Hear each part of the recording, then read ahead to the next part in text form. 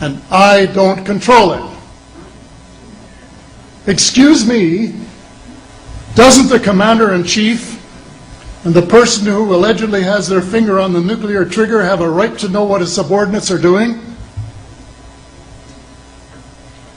The people of the United States who have paid the bills have the right to know. The people of the world demand to know because it is our descendants too whose lives are in mortal danger.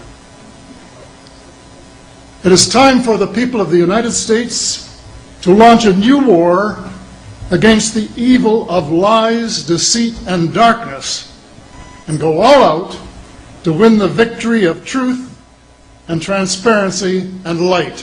Thank you.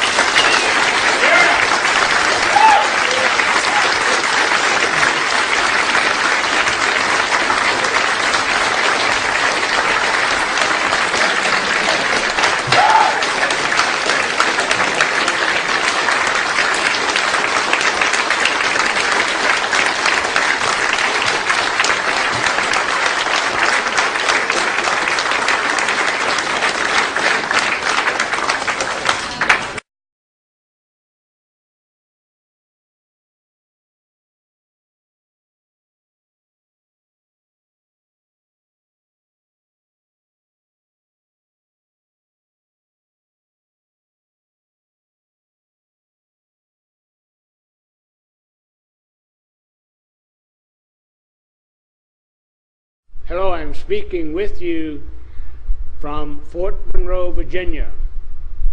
We're also known as the Gateway to Freedom. We sit right next to a little town called Phoebus, Virginia.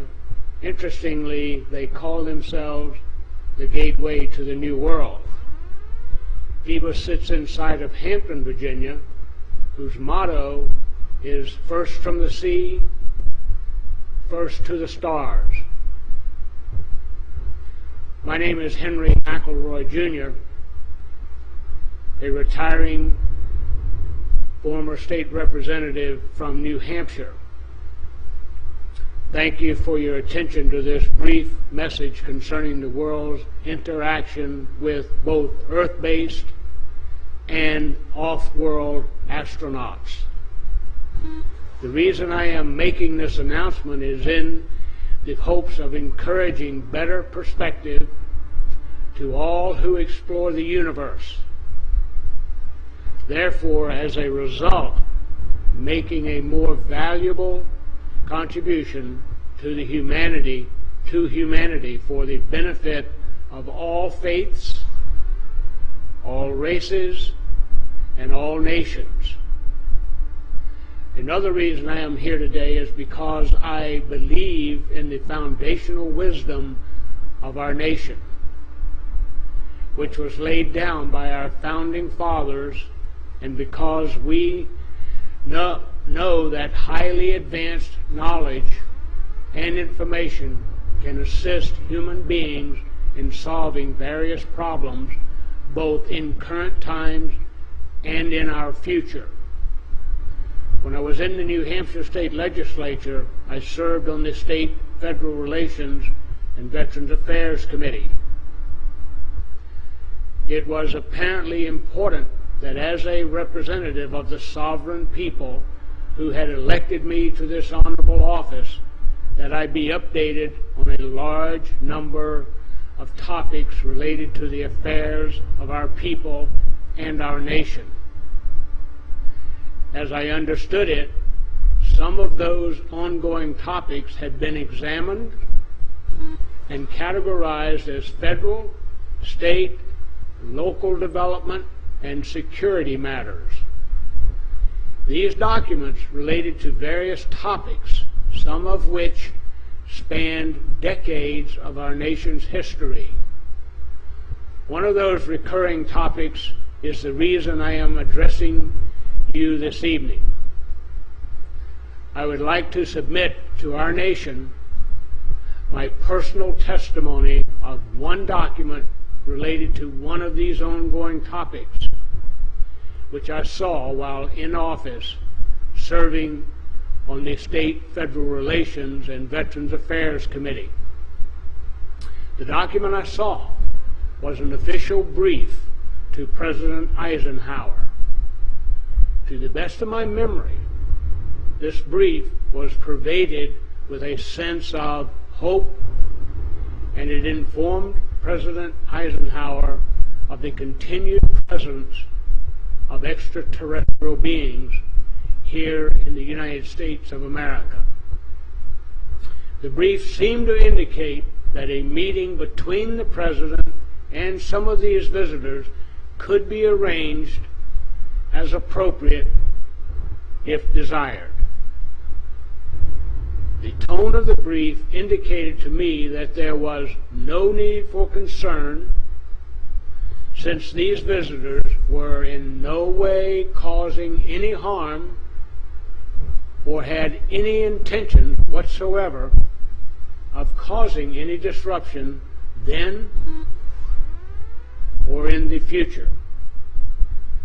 While I can't verify the times or places or that any meeting or meetings occurred directly between Eisenhower and these visitors, because of his optimism in his farewell address in 1961, I personally believe that Eisenhower did indeed meet with these extraterrestrial off-world astronauts. I hope my personal testimony will aid the nation in its quest for continued enlightenment. I am honored to follow in the footsteps of those who have come forward with their personal testimonies, those who deserve the admiration of the American people for sharing their accounts publicly in an effort to elevate our knowledge to a higher understanding of our existence. People such as former astronaut John Glenn, Edgar Mitchell, Gordon Cooper, and Buzz Aldrin, just to name a few. Former presidents Ronald Reagan and Jimmy Carter, Captain Bill Newhouse of the United States Marine Corps, Lieutenant Colonel John Williams of the United States Air Force, Colonel Philip Corso, Sr. of the United States Army, Commander Graham Bethune of the United States Navy, along with David Hamilton of the Department of Energy, Donna Hare of NASA, and James Coop of the National Security Agency. I would also like to thank the countries of France, Brazil, Britain, Russia, Italy, Denmark, Sweden, Norway, New Zealand, and our neighbor to the north, Canada, Uruguay, and Australia, for also opening their files to the citizens of their countries and allowing them access to information that is so very important to the evolution of humanity. I thank you for allowing me this opportunity to have a small part in doing the same by sharing the information I have given you today. Thank you very much. And I'd like to thank our communications crew for helping us make this happen today. And I'd also like to authorize distribution of this video for anyone who wants to use it for educational purposes. And thank you.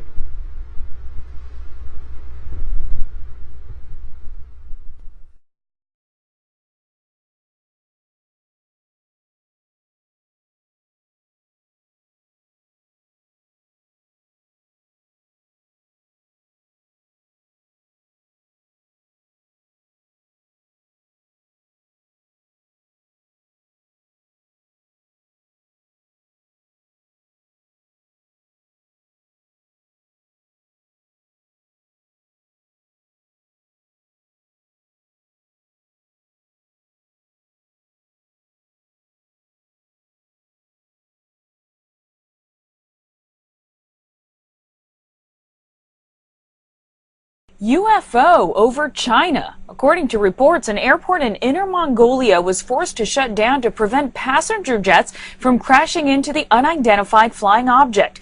Witnesses reported a bright light shining in the sky before it suddenly vanished.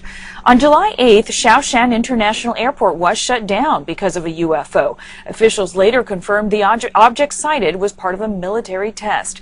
This latest show in the sky makes for the 8th reported UFO sighting in China since June.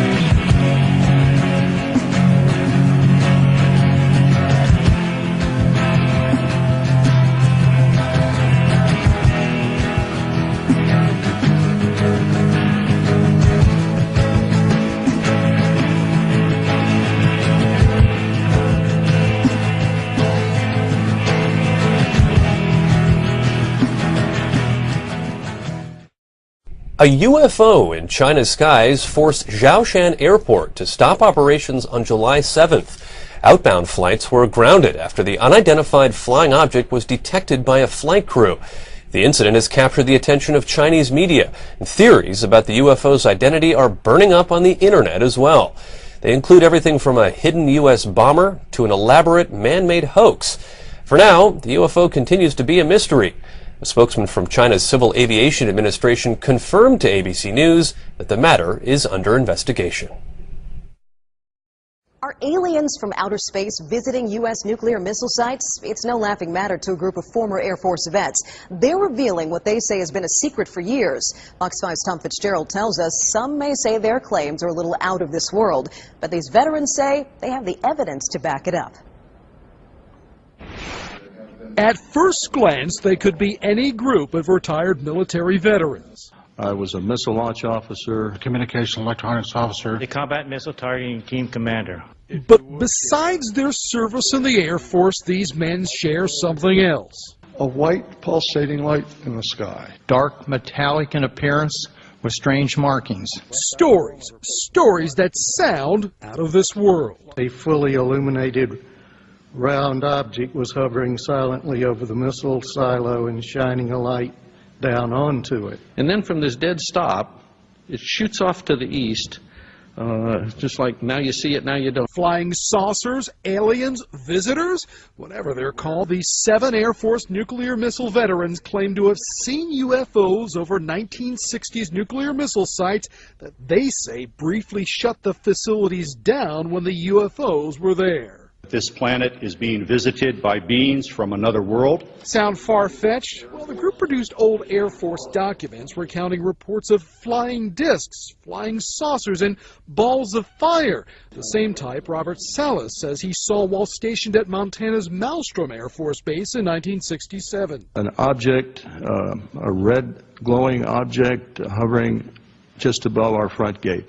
But while interest in aliens from other planets visiting Earth is nothing new, critics say government efforts to look into reported alien sightings are very old and have never found concrete proof. At this point in time, I'm a debunker.